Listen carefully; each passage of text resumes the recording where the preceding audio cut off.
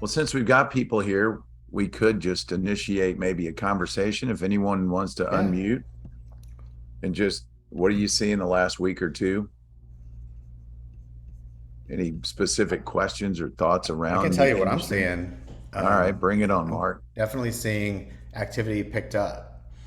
I definitely think the weather's helpful in that regard, but I feel like the seasonality that we used to have in Atlanta, the normal cycles of when the market gets slower, when it gets busier, are starting to come back because the pandemic isn't playing as big of a role anymore. So I feel like we're Right? back to slow before Labor Day, and then things pick up. So I feel Yeah. like we're in that space right now. Well, and the other thing is so a couple observations on my end. I'm helping co-list a house with our lead listing specialist from our team, Joel, and he was saying that he really resists trying to list houses or allowing his sellers if they can wait a month, it's worth listing post August, and that it really pays dividends. And what I've noticed in the market shopping for a home for my son, which thankfully we're under contract, hallelujah, but we were a Congratulations. backup. So that hasn't happened of late, really, or at least not Yeah. often. And especially when the primary was real below asking. It's not like they paid some crazy price to win it in competition and then had buyer's remorse. It was a Nice. fair market exchange without undue pressure from competition. But the interesting thing there is I showed six houses, and of the six, two and maybe even a third agent called me to tell me that they were motivated and that they were, they'd been on the market 40, 50, 60 days. So Yeah. the balance Sellers. balance is starting to become more restored. Yes, and sellers are expecting still that things are going to go fast, and we have to be really careful to make sure we're managing their expectations, right? To make sure that they aren't expecting that, but a lot of agents aren't having those conversations. So I think as a result, sellers are getting antsy very quickly. I can tell you, I've been helping one of our agents with a listing, and it took 17 days to go under contract, and you would have thought it was 6 months the way the sellers were so anxious. Yeah. It's Well, like the 17 narrative days is is pretty changing. good. Well, and the reason we do this every week, guys, is so that you get up to date feedback. And even if it feels a little redundant at times, it's great reinforcement of what's going on. And expectation dialogue is critical, and using data to support your opinion takes the emotion out of it. And that's why, again, data is so critical. Yeah. It's just Well, critical. And a and third still don't sell. They're still expiring. It's not, you got to remind people the winners, are running around with gold medal trophies selling in days and weeks now, even now, which is still ridiculously awesome relative to history. But yeah, then there's it still really some is. that don't, and that's why you're such a vital part of the conversation on the consulting side. Brett's Yeah, I here. mean, our clients need us more than ever, right? They do Brett is 100%. here. Brett, would And you like me to get the real estate stats up on the Yeah, no, screen? I got it. Okay. Did you ever get caught on a phone call and just couldn't get them to let you get off? Uh-huh. you got to I do think the we've Pee all Wee. been You there. got to do the Pee Wee Herman thing. I'm sorry. Click. Click, or, click, or hang click. up on yourself in the middle of your own sentence. There you go. All right, let's jump into this. So, Fulton County, 817 active listings. If I'm looking back over the last 60 days, uh, it's pretty consistent. Maybe at the beginning of August, we had a little over 800. So I don't feel like it's going drastically up, and I also don't feel like it's going drastically down. I feel like it's kind of holding at a good level. If you run through this, 284 pending, 100 withdrawn, which is an anomaly of a number a little bit, but 315 closed. So if I'm looking at this, and these are the first 3 weeks of September, and we got 250, 232, and 315, and I compare that to what happened in August, like if we took out August 1st and just did this, are we up or down? Is that a live question? Yeah. Yeah, I mean, we're trending up, but we're down from the 374 and 348 for sure. Yeah. So one of the things that I think the media does is they use really old data to create some of these trend lines, and it's really hard to even make that assumption right now on is September up or down. I could maybe make a case that we're 10% down or 5% down, but it's really too early to tell. And it's actually not like crazy drastic numbers at the moment. So I think it's being over sensationalized is what I'm trying to say. The other thing is, if you look at these charts, back here at the beginning of the year, the active inventory was crossing the closing inventory lines, right? And that's when that market and the supply and demand was so tight that it was so acute. But you've seen just the relationship between the blue and the yellow line slowly get wider and wider over time. So what does that mean? Mark, you want to take a stab, Rick, or you want me to go with it, or? Go with it. I had a 911 text that took me off course. You too. All right. So I got pulled off, but can I add one thing on the last Yeah. slide before you move too far? There was a comment inside one of the articles that you sent over that said one thing that sort of, as days on market increases, the number of actives could be a little skewed because it's just taking long to pull them off and drop them to the next level, pending or sold. Yeah. And so that's an interesting thing to look at when you see actives. If, theoretically, if actives go from like 4 days to 14 days, 30%, there would be 30% more volume rolling over, if that makes sense, a third of the month. Yeah. Just another consideration. Now back to you, Bob. No problem, sir. I'll add in there that it just means that at any given time there's more inventory on the market, right? Yeah. 100%, which means more options and a better time to buy. Our inventory is growing as we move through the year. Yep. I just want to point out, I gave them both the floor first to say something. They had nothing to say, told me to go, and then they both had something great to say. So we'll keep moving. Here's my mountaintop view of what you're looking at. But go back to high school or college economics. Everything's driven by a relationship between supply and demand. So when you see this gap getting wider or this gap getting tighter, all that means is the relationship between supply and demand is either getting tighter or wider, right? And what that means is we're still getting a little bit wider in our supply conversation, which means the market is shifting a little bit. We went from an acute seller's market, but I want to be careful. I am not very clearly saying we are not in a buyer's market. I think a lot of people would like to believe we're in a buyer's market, but we're not. Rick knows this firsthand. He's helping his son buy a house. It's not a buyer's market. It is still a seller's market, but there's more opportunity for buyers, but it's not necessarily a buyer's market. And this is just an easy graph to kind of show the relationship changing a little bit, but it doesn't necessarily mean we've gone all the way to the other side of the table. Well, what's interesting too is that Atlanta is different from, Marietta is different from Douglasville, is different from Conyers. So the micro market conversation still needs to be in your repertoire, and your data has to reflect the local market area you're discussing with your client. Perfect. Especially DeKalb County, 471 active, 213 pending, 49 withdrawn, and 153 closed. So once again, if this is the first 3 weeks of September compared to August, I could maybe make a case that this county is down. But like I said, it's too early to tell. I do think we're gonna finish the month of September with some backward closing numbers, maybe 10%, something like that.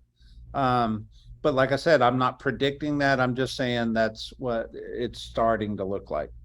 You jump out to Cobb County, which you were talking about, Rick, 559 active, 204 pending, 213 closed. I mean, they're still holding pretty strong, 182, 150, 213. Yep. But it still looks a little bit down. I'm just saying, we'll just leave it there. So anyway, those are the numbers. Overarching, I don't think it's inappropriate to say we're seeing the market move backwards a little bit. I think that's a reality. So it just means if you want to take the reality in your own hands, you need to get your feet moving faster into activity. And the agents that do that will actually end up thriving, and the agents that don't are probably going to be knocking on the door going, hey, the market's gotten a little hard. And I don't think it's going to get hard. I think it's going to get skilled. What would y'all say? Yeah, I think we're definitely in a more skills-based market. You're having to have conversations with buyers about why it makes sense to buy at 6% when someone's used to 2 and 3%, right? So, and then we're having to talk to sellers about adjusting their expectations. So it really is a much more skills-based market. And pricing is the other skill that's really necessary right now, is to really understand pricing, and pricing ahead of the market, not pricing based on yesterday's comps. Yeah. All right. So I'm going to pop a screenshot of something up here for a second. This is a screenshot off of my Market Watch app, which Market Watch is the kind of like the Inman News of the stock market. If the Inman News is real estate, Market Watch is kind of the stock market, in my opinion.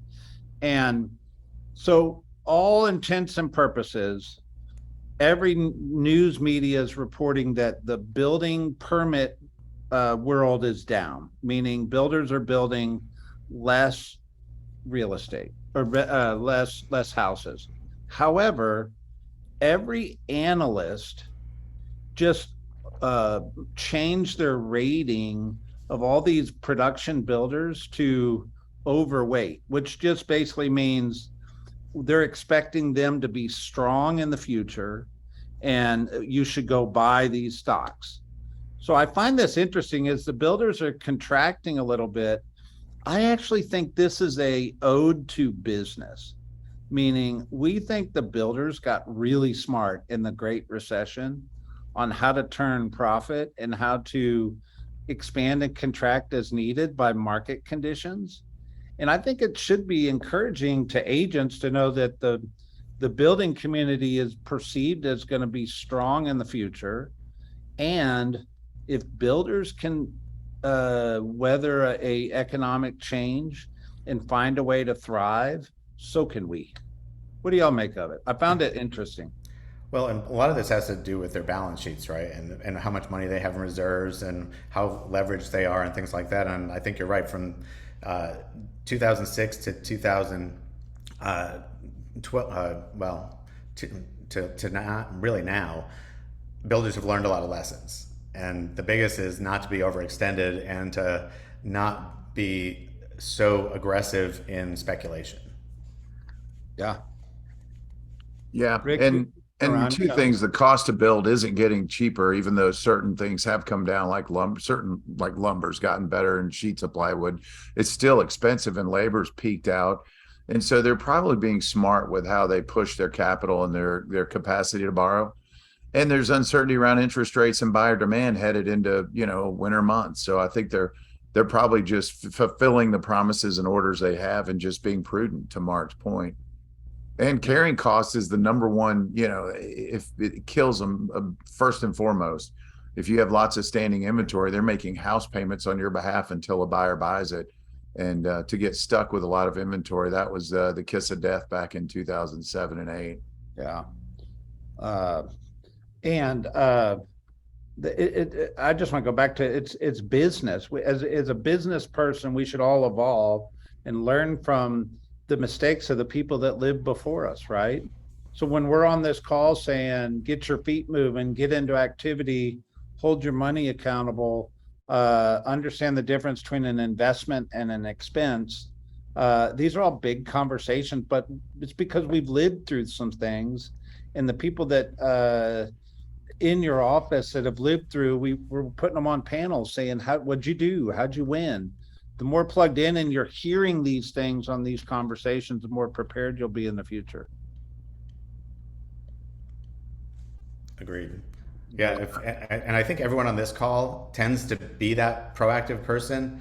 So obviously, just by nature of being here, it shows that they're investing in their market knowledge.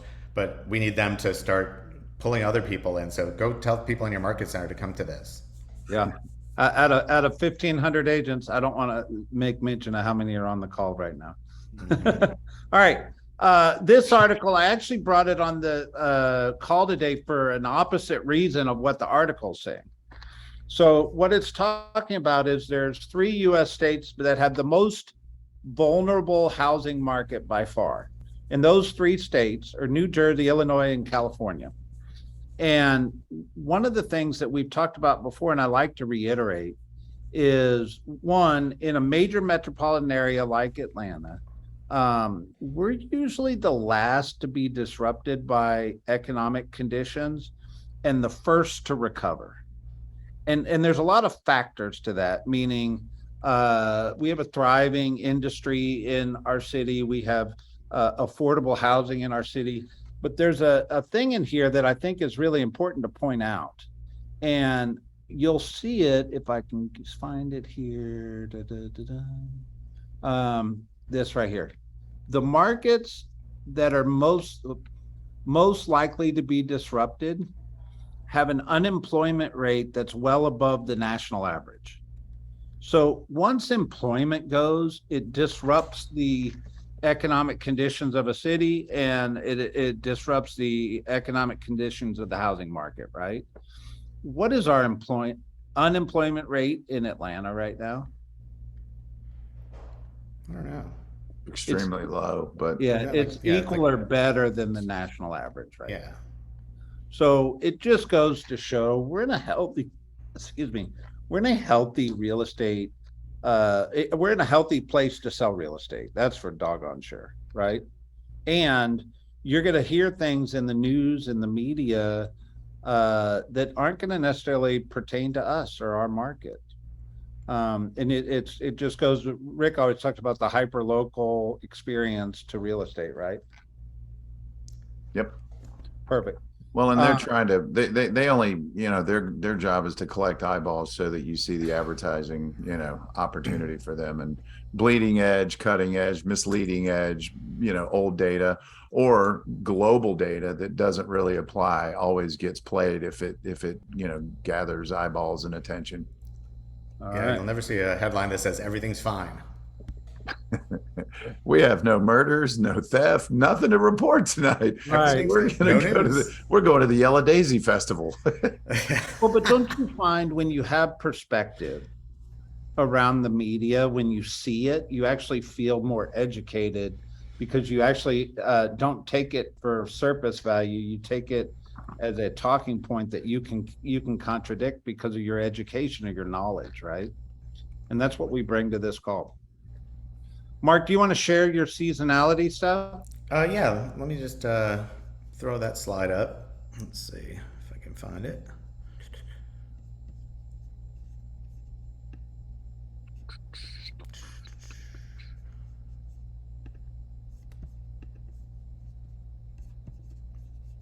Rick's got his Buck Rogers on it. It's a ray gun, man. It's the Foo Fighters' first album. That was the cover, 1931. Yeah, I have the actual gun, actual real 1930s, and the a replica promo piece that they used to advertise and sell it. It's a cute piece of memorabilia. Nice. All right, can you see and my a signed Foo Fighter album above that? All right, cool. So I showed this at my team meeting, and I thought it was just pretty informative. So I like to look back at longer trends. So I always look at the long term. So when this InfoSparks goes back to 2009, but even if you go back to like 2015, you'll see like the spring market, May, June, July is always going to be at the top of the market. These are closed sales in the FMLS. So Greater Metro Atlanta. So the sales are always highest in the summer. It's like, May, June, July, end of the spring market, right? And then they dip way down and they just keep going down. And what do you think the bottom point is on all of these? January. It's January, right? The market gets the lowest in January. It usually picks up in December because of all the people that want to close by the end of the year. And then it drops down. So when you look at what it's doing right now, we had our peak in the summer in June, and we're just going down, down. And I just wanted to sort of have some context around the fact that prices, or not prices, sales are going down, but that's sort of normal for this time of year, right? So we have to have a little bit of context around that and perspective to understand that just because there's fewer sales in September than August doesn't mean the market's crashing, right? It means regular seasonality is back because COVID is affecting people less and less in their day-to-day lives. So I just wanted to share. I thought that was a great slide. Yeah. 100%. And I think one of the things that I like to reiterate is the pandemic created excess in our industry. And if you realize the excess, there's got to be a pendulum swing to that, or there's got to be a little correction to that. And we're going to experience that over the next 12 months, where we're just going to balance back out from a period of excess. But at the end of the day, if you go, and Mark, you made mention, I like the long trend line. Well, if you pull out the data and go to a long trend line, that long trend line actually is going to tell you we're looking pretty good as far as an industry and an housing, a housing forecast. But if you're just comparing what's going on today compared to the last 2 years, it's not going to look good on paper. You actually have to pull that trend line out much further and go, okay, yes, we actually look pretty good. And by the way, I don't think most people got into the real estate industry to have a 2-year career. Right. You know, most people got into the industry to have a long career. And you, just like you would want your business to do this over time, you know, it's not going to be a perfect line, but when you pull it out over a period of time, you have an expectation that it does that. It's the same thing in the housing market. We need to pull that line out far enough to go, yeah, we're actually doing pretty good. And we can show you that. And that's basically what you were showing over time. Is those zigzags actually were on an incline. Right. And it's just, you know, you have to sort of play it through to see the full trend, and we don't always see it in the moment.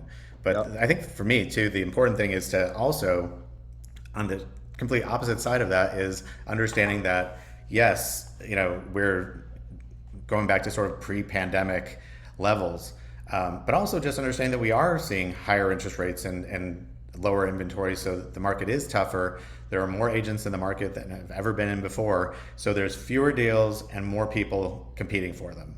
So that's why you need your skills up. All right, we're going to rapid fire this. 7 things elite real estate agents do that you probably don't. And I promise you there's earth-shattering information inside of this. And I'm being tongue-in-cheek. But here's the truth. To be elite means you do the basics and the foundational stuff better than anybody else. So number 1, they track their numbers. Being a business person is all about tracking numbers, coming on these calls, understanding the numbers of the industry. It's really important. Any commentary on that? No. You Self-explanatory. can't fix what you don't track. Yeah. They reinvest back in their business. We made mention earlier, it's the difference between an investment and an expense. A lot of agents get nervous or scared when the excess slows down, and then they stop spending money on things that are actually causing their business to go. And if you think about it, if your business is a car and you stop spending money on gas, at some point in time, it ain't going anywhere. Like, you need the fuel to make that car go. You need the fuel in your business to make your business go. And you have to hold your money accountable. And we teach all that stuff, right? Yeah. And going back to number 1, that's why you have to track your numbers, because you have to know the money you're spending. Is it an expense or is it an investment? Yeah. Is there a return on that investment? Absolutely. So it's time you blocking. You can't save your way to wealth when you're running a business. Yep. Is time blocking a dirty word? You would think it is. You enjoy would think failure. it is. Why do we not like it? It's control, right? Like, we're giving up control to our schedule, but elite people give up control to their schedule.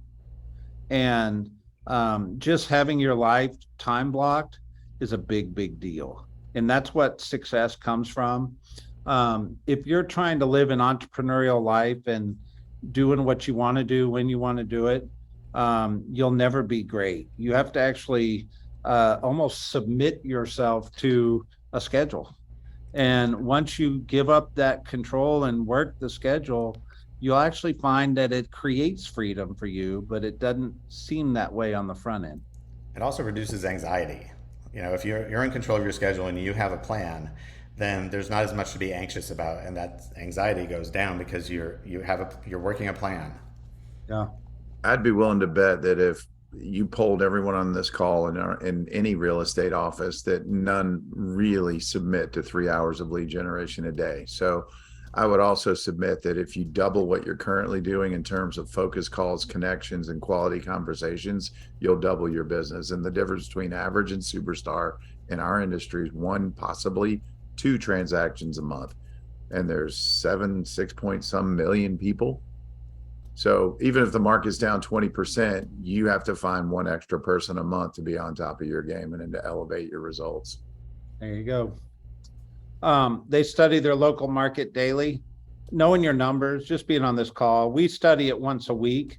But highly successful people, man, they're tracking what homes come on the market every day. They're tracking how many houses went sold. It's really important. They consistently communicate with other top agents. If you're not engaged into our offices, there's so many powerful conversations that we don't necessarily facilitate. We host, because you learn just as much sometimes in a hallway than you ever do in a classroom. And just being in the office and rubbing shoulders with top producers, you'll pick up so much stuff. And quite honestly, probably back to Mark's point, it makes you feel normal or lower anxiety because you understand they're succeeding the same way you are or struggling with the same things you are. Yeah. And you're putting two heads together. Number 6, they hire for their weakness. If you've never taken a behavior analysis, you absolutely should. Your strengths are going to always be your superpower, but top people understand where their limitations are, and they hire people to handle them with those weaknesses. What would you add? I mean, 100%.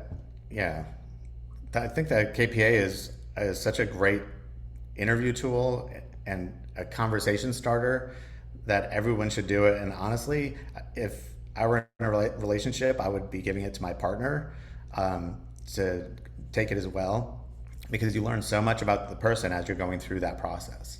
Right. And then number 7, Rick, I'm going to give you this one. Sure. They work harder than anyone else. Grit. Tell me what that means. I mean, time on task every day. I mean, it's not rocket science. It's a networking game. And my first assistant, I was busy trying to manage her when I hired her back in 1996. And at one point she said, "Can you just go do your job and let me do mine?" And I'm sure she said it in a much nicer way. And then it occurred to me that I needed to give her a script to help me stay out of her hair and let her go, because she really was skilled. And so the script was, "Rick, who's your newest client today?" And so that's what she would literally stop me mid-sentence when she felt I'd overdo my welcome and disruptive instead of helpful. And "Who's your newest client today?" You should have that on your monitor at the top. "Who's your newest client today?" And working harder means having conversations. Let's get real. This isn't like building, putting on a new roof in 100-degree heat, standing in the sun. It's talking to people. It's consulting people. It's helping them build wealth and have a better life and experience for their families. So if that doesn't get you excited and create more passion for focused energy in your day planner and working by design and not default, I don't know what will. You're probably in the wrong industry. There you go. There's your industry update, guys. Happy Monday.